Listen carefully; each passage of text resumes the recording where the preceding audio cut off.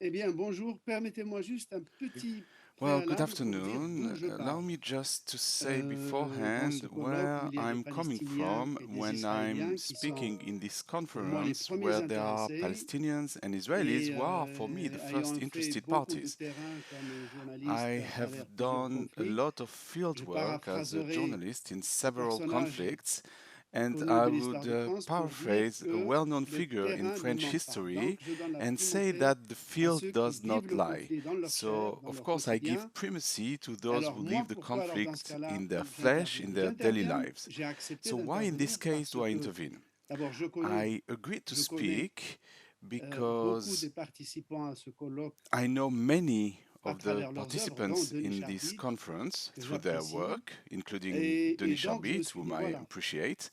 j'excipe de ma And connaissance I du pays. said to Je vais myself, en here I Israël et en am. Palestine depuis à peu près I 30 ans. am using my knowledge of the Je crois m'être country. prescrit I've dès le been premier going to voyage de Israel me and dire, Palestine tu ne for vas pas about t'intéresser à ces 30 deux peuples years, and I think seulement en that tant from que the very belligérants, first trip, I told mais en myself tant you're not going to aussi be intéressé en interested in tant que these two société, en people tant que peuple, en only tant as qu'individu, belligerents.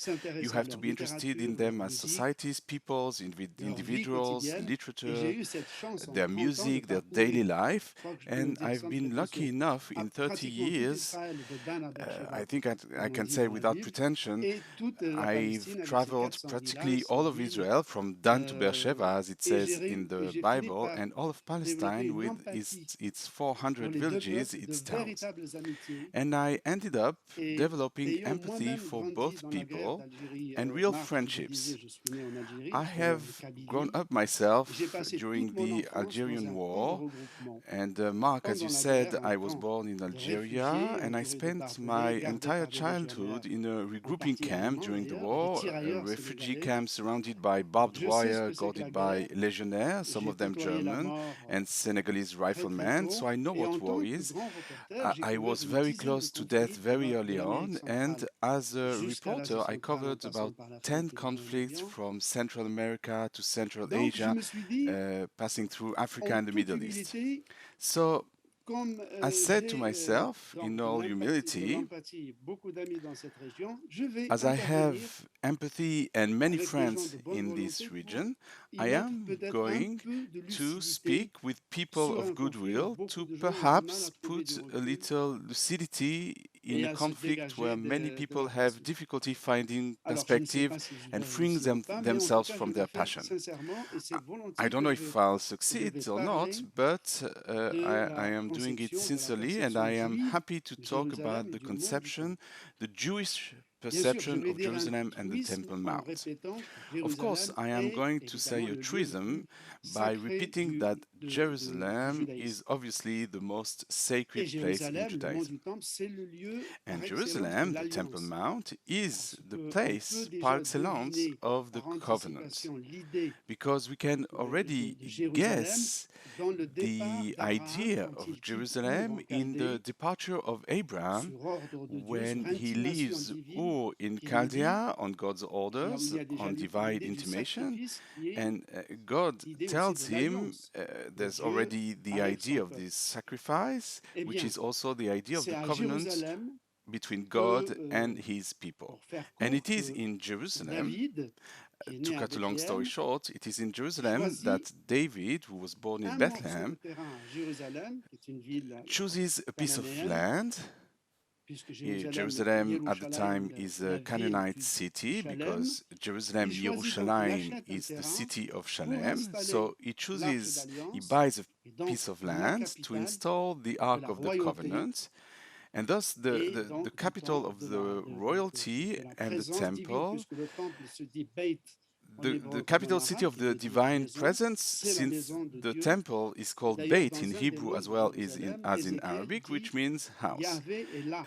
And in one C'est of the la names of maison de Yahvé, Jerusalem, c'est Ezekiel la says, présence divine. Yahweh is there. It Mais is the comme house David of a Yahweh. commis It is the divine presence. But quelques actes because rédhibitoires, David comme le committed fait de le some sang, reprehensible l'adultère, acts, he la shed dignité, blood, le mérite de adultery, construire la maison de Dieu the reviendra merit à son of fils building the Salomon. house of God will go to Et his c'est son évidemment Solomon. Salomon qui va bâtir And it le is, of temple course, Solomon avec l'aide who is going to build the d'architectes ou temple de with the maçons help of phéniciens Phoenician architects or masons, and with wood from Lebanon. And I say that because it shows that the Hebrews, the Israelites, did not live in a cut-off world where they were isolated. They were completely part of the Near East at that time.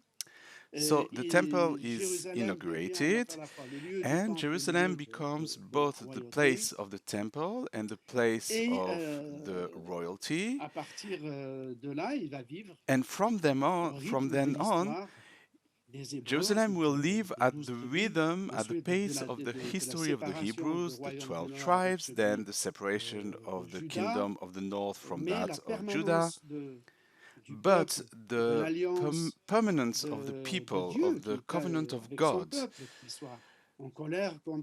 who is with his people, whether he is angry with them or in affection with them, the temple is the center of history and of spirituality during the Israelite period. It has not prevented some tribulations. There were kings who installed Canaanite gods in the temple forecourts, and it all ended with the turmoil in the Near East when the Babylonians with Nebuchadnezzar came, invaded the area, invaded Jerusalem, destroyed the temple, and deported the religious personnel to Babylon. The Babylonians don't deport all the people, but the religious and political personnel to Babylon. This is a Babylonian practice that they impose on all the peoples they conquer in a kind of an almost Stalinist will to mix the peoples in an empire that they wanted to be homogeneous. In 586, the temple was destroyed, the priests were deported to Babylon, where they are going to inaugurate the life of a diaspora that would be one of the most prosperous in Judaism. It gave rise to the Babylonian Talmud, and it remained an intellectually original and creative community until the 20th century. Then the Babylonian Empire was overthrown by the Persian Empire, the nascent Persian Empire, by Cyrus in 539, and then from that point on, we enter a very interesting moment in the history of Judaism, because unlike the Babylonians who deported the aristocracy and the religious personnel, the Persians did the opposite. That is to say, they bring back all the deportees to their land of origin, they homologate their cult and their culture, and they recognize them. That's what they do with the Jews of Babylon, who come back to Judea with two important Jewish personalities of the diaspora at the time, Nehemiah and Ezra, who are also Persian officials. And there is an imperial edict to rebuild the temple. It's very interesting because Persia is already present in the region, and the Persian influence on Judaism is such that until today, and I'm speaking here under the supervision of Denis Charbit, until today, the Hebrew word for religion is the Persian word dat, because the Persian Empire had Aramaic as its diplomatic language. And the Persians divided their empire, and notably the fifth satrapy, which encompassed today's Syria, Palestine, Israel, and Lebanon, into medinotes. The Medina, this Persian word, is equivalent to an eparchy in ecclesiastical terms. It's a sort of a confessional state. In Aramaic, Medina is the place where the religious law is applied. It is a very interesting question because when Mohammed in 622 leaves Mecca to go to Medina, he doesn't go to Medina, he goes to a pagan city called Yathrib, and when Islam settles in Medina, Medina becomes Medina, that is to say, the place where the deen is applied. And more interestingly so, the fathers of modern Israel chose was this Aramaic Persian name to designate the state of Israel. The state of Israel in Hebrew is called Medinat Israel. So there are things that are permanent. According to Jewish and non-Jewish commentators, it is from this time onwards, therefore under Persian imperial protection, that Judaism and perhaps the Bible as we know it today is compiled, written down, perhaps even reoriented in a sense where Jerusalem, where the role of the centrality of Jerusalem is reinforced. Les 5 minutes sont largement écoutées quand tu avais un temps de présentation. Alors, bon, je vais aller vraiment très très vite. You had 5 minutes, so I'll go very, very fast. Then, when the cult is very, when worship, the Jewish worship is very well established, there will be another cultural shock. It is the arrival of the Greeks with Alexander the Great in the 4th century BC. Unlike the Persians, the Greeks, with their policy of urbanization, were going to turn all the cultures they conquered upside down. And from then on, Judea was going to experience a colossal cultural crisis that would have universal consequences, which would lead to the birth of Christianity and create a kind of Jewish civil war between the Mityavnim, that is to say, those who are Hellenizing, the assimilated, those who went to the gymnasium and who had artificial foreskin, already cosmetic surgery, to run around the gymnasiums like naked Greeks. And on the other side, the traditionalists. This puts the Greeks, the descendants, the heirs of Alexander, with Antiochus IV, to desecrate the Temple of Jerusalem, to sacrifice a pig. And there, the Maccabees will make a kind of intifada of the temple and revolt against the Greeks. This is perhaps the first ideological war in history, where the notion, the concept of martyrdom will crystallize and appear in all its power.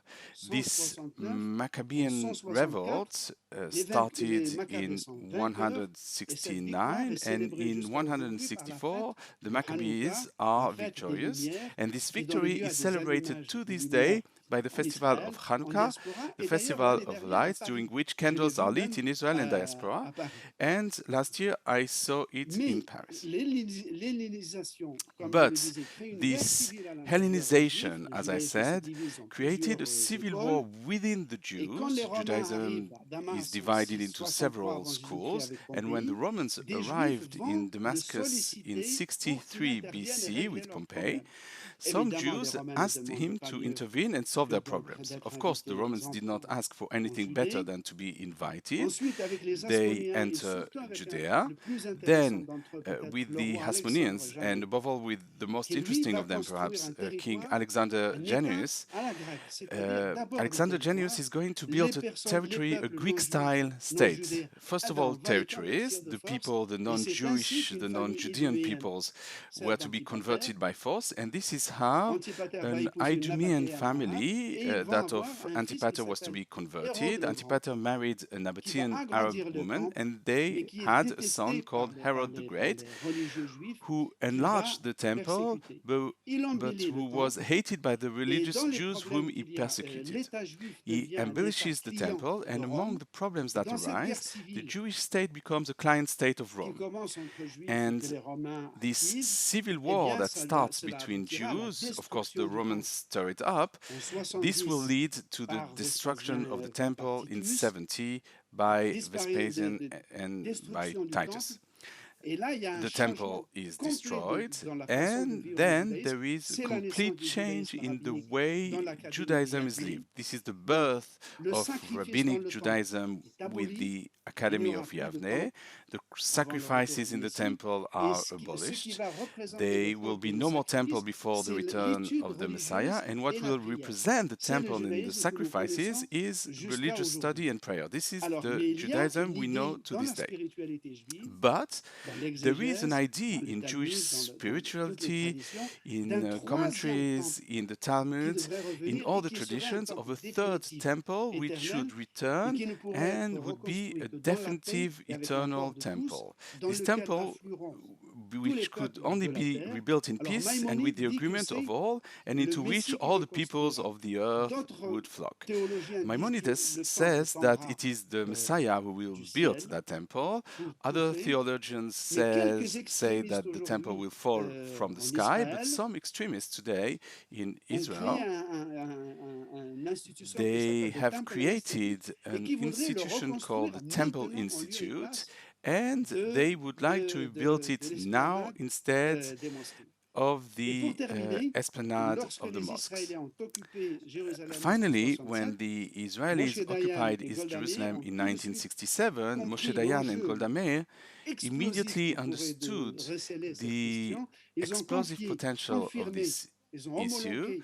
They confirmed, they homologated the Muslim Waqf under Jordanian jurisdiction. This Jordanian jurisdiction was confirmed by the Israeli-Jordanian peace treaty in 1994, but the Israeli chief rabbinate has forbidden pious Jews to enter the Temple Mount for fear of unknowingly trampling on or desecrating the Holy of Holies. Nevertheless, more and more Jews are going there. In 2017, there were 25,000 Jews who entered the Temple Mount, i.e. 10% of the total non-Muslim visitors. In 2016, there were 15,000, so you see that in 1 year there were 10,000 more. 25,000 is statistically insignificant, but it is politically important. Thank you very much, Slimane. It's true that we went a bit over time, but it was really interesting, so I let you continue. And it's true that with Jerusalem, it's quite close. In the distribution we agreed on, Denis, you are meant to start from Herod and show us the Arab Muslim side of this Temple Mount, Haram al-Sharif, al-Aqsa. Indeed, thank you very much to all of you. Thank you, Slimane, for this account of the centrality of the temple and of Jerusalem in Jewish tradition. I hope I didn't say too much nonsense. No, not at all. No, not at all. I'm not here to check, but it was interesting, it was lively. It's a great exercise. The rule of the game is that Slimane presented the Jewish tradition and the relationship with the Temple Mount, and my role is to present the sanctity of Jerusalem seen from the Muslim side. And I would like to start, I would say, with a paradox. But there are many paradoxes in this history of the two peoples and in this conflict. The paradox I'm talking about is that the sacredness or the sanctity of Jerusalem demonstrates the influence of Judaism and Christianity on Islam. The religions that come after Judaism always have an ambiguous relationship. At the same time, they are the heirs of Judaism, and at the same time, they want to emancipate themselves from it in order to appear as a religion that stands on its own feet, independently of the elder sister religion that is Judaism. We see many ideas such as the creation of the world, the covenant between man and God, the responsibility of man for his actions, the idea of prophets, the commandments that must regulate private and public life. All of these testify to the influence of Judaism on Islam, and I would say that the sanctity of Jerusalem is another proof of this. And it is indeed, and we are going to try to explain why, Jerusalem is the first direction of prayer, even if later on it is Mecca that will prevail. So why this importance of Jerusalem? One of the explanations given by historians is the relative proximity between the death of the prophet in 632 and the conquest in Jerusalem, which is in a way the first attempt by the Arab armies to leave the Arabian Peninsula. This happened in 638. So this proximity will, in a way, promote the sanctification of Jerusalem. It's a conquest that frees the city from the Byzantine presence. It is a victory, this conquest was welcomed by the Jews who hoped for the reconstruction, the rebuilding of the temple. It hadn't come to that. Nevertheless, Omar, the second caliph,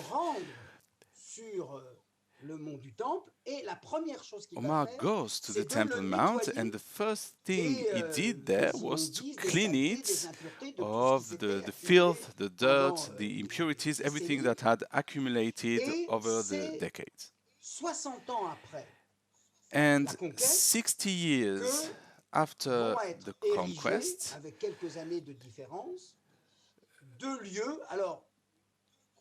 two sites are going to be built with a few years difference. They are commonly called two mosques. In fact, one is the Al-Aqsa Mosque, where there is prayer on Fridays and during the holidays of the liturgical calendar. And the other building is the Omar Mosque, which is improperly called the Omar Mosque because it does not function as a mosque. This is why it is more accurate to speak of the Dome of the Rock, since inside it is the rock that would be Mount Moriah, where Abraham was asked to sacrifice Isaac. But according to Muslim tradition, it was Abraham who was asked to sacrifice Ishmael. The construction of these two places will visually and concretely confer holiness on Jerusalem. And therefore, it is two Umayyad caliphs, father and son, who will build these two monuments. The reason to that, there is, I would say, a religious reason. It is once again the proximity between Judaism and Islam. The second reason is, I would say, religious and political at the same time. At that time, there were churches, including the Holy Sepulchre, so the idea was to show the Muslim preponderance by erecting two places that were bigger than the surrounding churches. What is clear is that in any case, it is absolutely not with the aim of competing with Mecca. And also, and I'm continuing in the Muslim tradition, we have to report here what could be considered as a legend, but which will be adopted and conceived in the Muslim tradition as a historical event, and I would say even as a principle of faith. And this is what will give not only the visual side, but the implication of faith into this whole story, that is to say, the famous night journey of Muhammad from Mecca to Jerusalem and his ascent from there to the sky. With the angel Gabriel, and it should also be said, with a kind of a supernatural mule with eagle wings, with ornaments, on which the prophet ascends to heaven, and the name of that supernatural mule is al-Burak. I would like to add here that al-Burak is also the name given in Muslim tradition to the Western Wall, because that's where Muhammad tied up his mule when he arrived. That's where it was tied up before going up to heaven.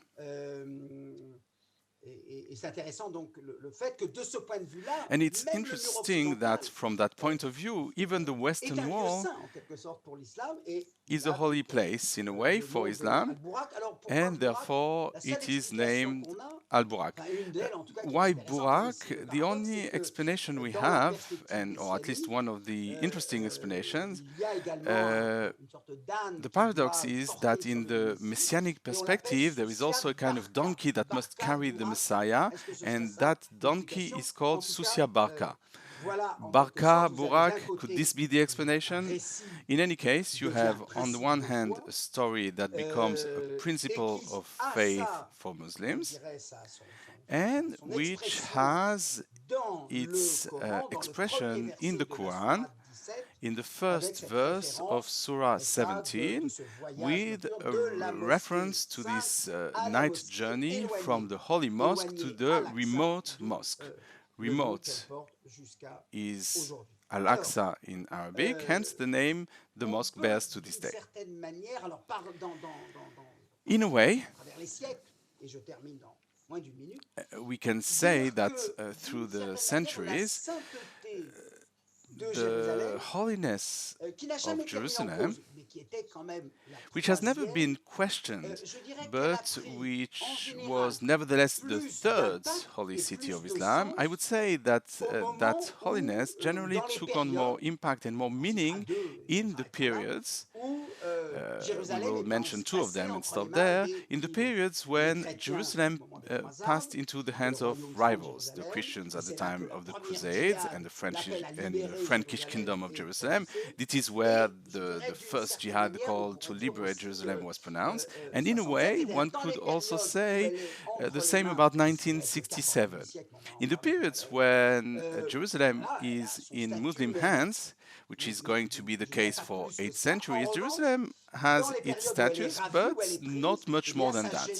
On the other hand, in the periods when Jerusalem is ravished, is taken, it generates a work of highlighting the sanctity of Jerusalem in the Muslim tradition. I would like to add something to what you said at the end, Denis, which was interesting. What we see in terms of communication is also the photograph of the Dome of the Rock. It's true that it's very photogenic, more so than the Al-Aqsa Mosque, which is less known, and with an architecture of Persian and Byzantine influence, Christian. So you can see the multi-religious side with this little Christian touch in the Dome of the Rock. In the middle of the 19th century, what is interesting for the region is that the question of the holy places, the holy sites, will provoke a mini world war.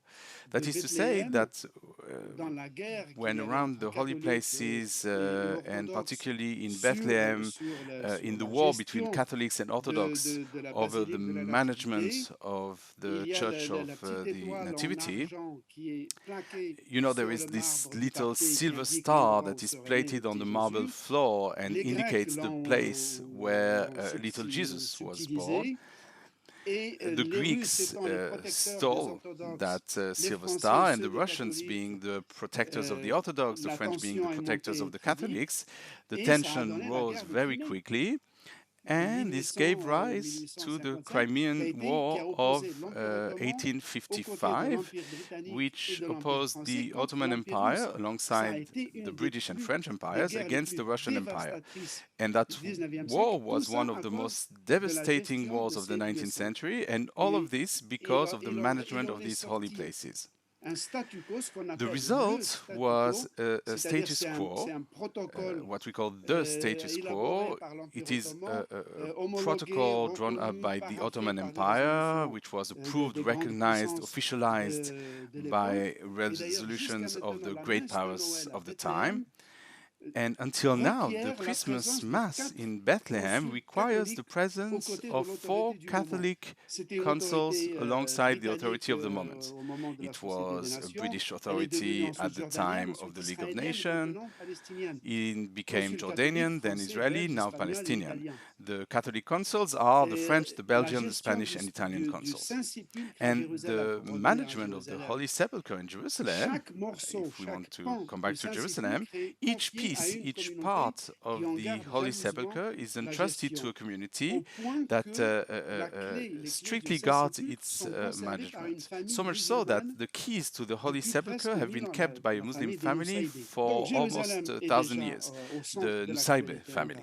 So Jerusalem was already at the center of international news at the time, and at the time, the esplanade of the Western Wall was only 2 to 3 meters long. There was a small corridor which was reserved for the Jews. The rest of the esplanade was occupied by what was called the Maghreb Quarter. This Maghreb Quarter was founded by an Andalusian mystic who became the patron saint of the city of Tlemcen in the west of Algeria. His name was Boumediene, and he was venerated so much so that it led the second Algerian head of state, Wali Boumediene, to borrow that saint's name as a pseudonym. So this Maghreb Quarter was adjacent to the wall. Obviously, Jews could come and pray, but with various restrictions. We don't have time to detail them here. And when the first Arab-Israeli war took place in 1948, the Jewish population was expelled from East Jerusalem, which came under Jordanian control. And so from 1948 to 1967, no Israeli Jew could go to Jerusalem, nor Israeli Christians, Israeli Arabs, Muslims or Christians, couldn't go to the Holy Sepulchre or to the mosque. And this created a very strong tension and probably contributed to instilling perhaps a new theology of Jerusalem, a desire to recover it, and among Muslims, a desire to defend it. When Israel seized Jerusalem and the West Bank in 1967, as I said earlier, the rabbi at the time, Shlomo Goren, blew the shofar, sounded the shofar. It seems that the Israeli flag was hoisted on the esplanade of the mosques, but very quickly, lucidity took over, and Moshe Dayan and Golda Meir insisted on respecting the status quo that was already in force from the middle of the 19th century, even if the status quo concerned mainly the Christian holy places, and it was the Jordanians who continued to manage the Haram al-Sharif, to pay the staff, to provide for its maintenance. By the way, the Golden Dome of the Dome of the Rock was paid by the late King Hussein of Jordan, who had to sell a property in London to finance the restoration and the installation of this golden ionized metal, which was done, by the way, by an Irish company. I would like perhaps to start by saying this. It is going to sound surprising, but it needs to be said. Jerusalem,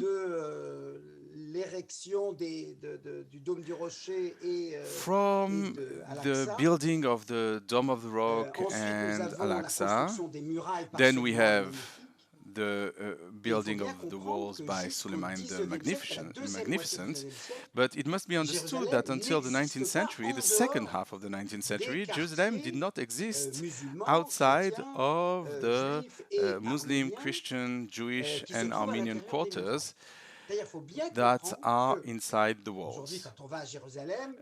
Moreover, it is important to understand that today, when you go to Jerusalem, of course, you are attracted by the walls of Suleiman the Magnificent and what is inside, the souk, the quarters, the holy places, the Holy Sepulchre, the Mosque of Omar and Al-Aqsa, and the Western Wall. But you have to understand that everything around this is, I would say, is a little less than 2 centuries old. In fact, it was in 1840 that the Ottoman authorities authorized for the first time in history that land outside the walls could be bought by non-Muslims. And it's true that it is from then. Slimane mentioned Moses Montefiore earlier. Montefiore took the initiative, but that's not what I'm going to talk about. He took the initiative to start building Jewish neighborhoods outside the walls because the congestion inside, whether it is for the Muslim quarter or the Jewish quarter, forced them in a way to build outside the walls. And that's what is going to take on a certain scale since about the 1850s, and it is going to last, well, we're going to stop in 1948, but that's when Jerusalem can no longer be reduced to the quarters inside the walls, but will take a considerable importance outside the walls. On the Muslim side, or Arab Muslim side, it was generally the big families, the wealthiest, the richest, who had the means to build villas, magnificent houses. Today you can still see not the remains, but the beauty and the scale of these houses, whether it's the Husseini family, the Khalidis, the Nashashibis, and so on. They are the great families who built the first neighborhoods, including the one we've talked about a lot, Sheikh Jarrah, but also Katamon, Talbieh, Baka. All these names, which are still used daily by Palestinians, of course, but also by Israeli Jews. The first municipality was established in 1860, and appointments were made first by cooptation, and later on it will become a bit more democratic with Muslim mayors such as Salim Bai, Khalidi, and so on. I won't give all the names. And little by little, we see a demographic competition, which meant that at the end of the 19th century, the strictly religious Jewish communities, Ashkenazi or Sephardic, grew thanks to the contribution of the pioneers. So a Jewish majority will appear.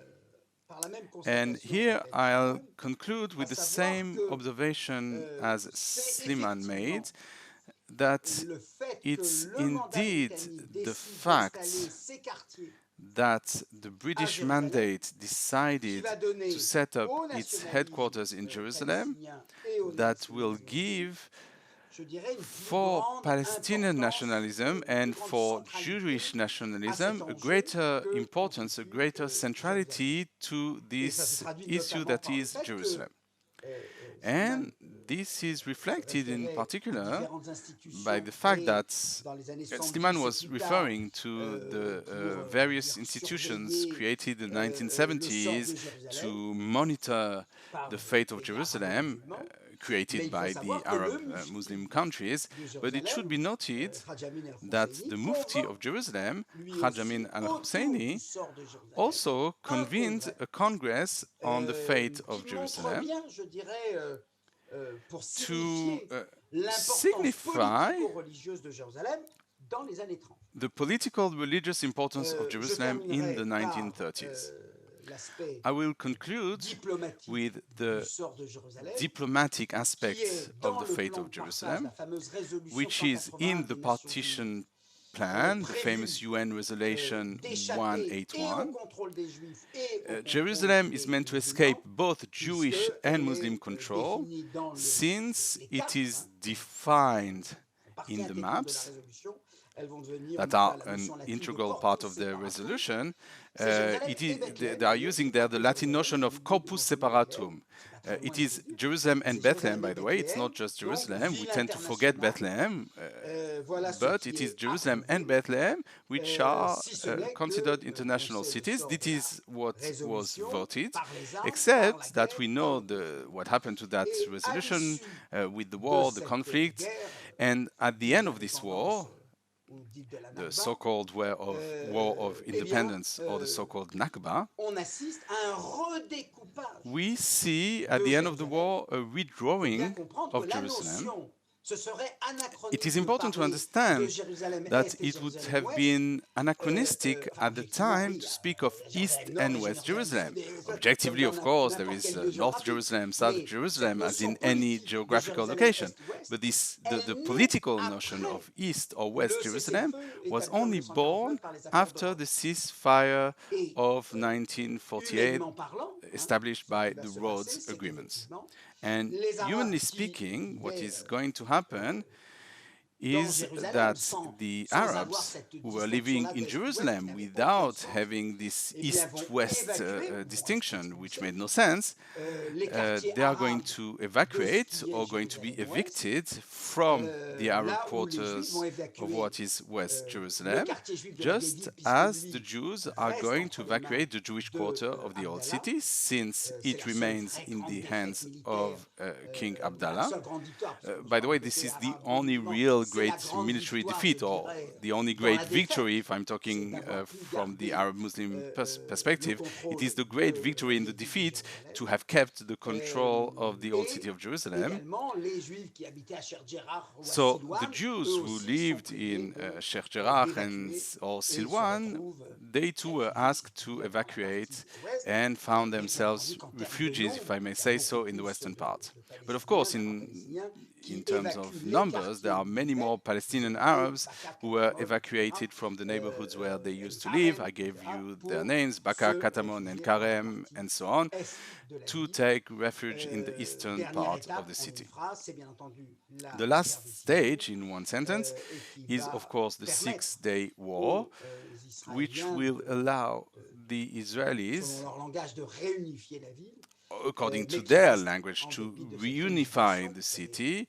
But despite this reunification, since Jerusalem is the capital of Israel, despite this reunification, it is still the political dispute. And I will conclude, like Slimane said, we can see that the last confrontation on the ground began in Jerusalem, just as the Second Intifada in 2000 began in Jerusalem. So we can see that even if some unequal coexistence has been established, because Jerusalem has to be open to tourists and so on, well, it is still a problem.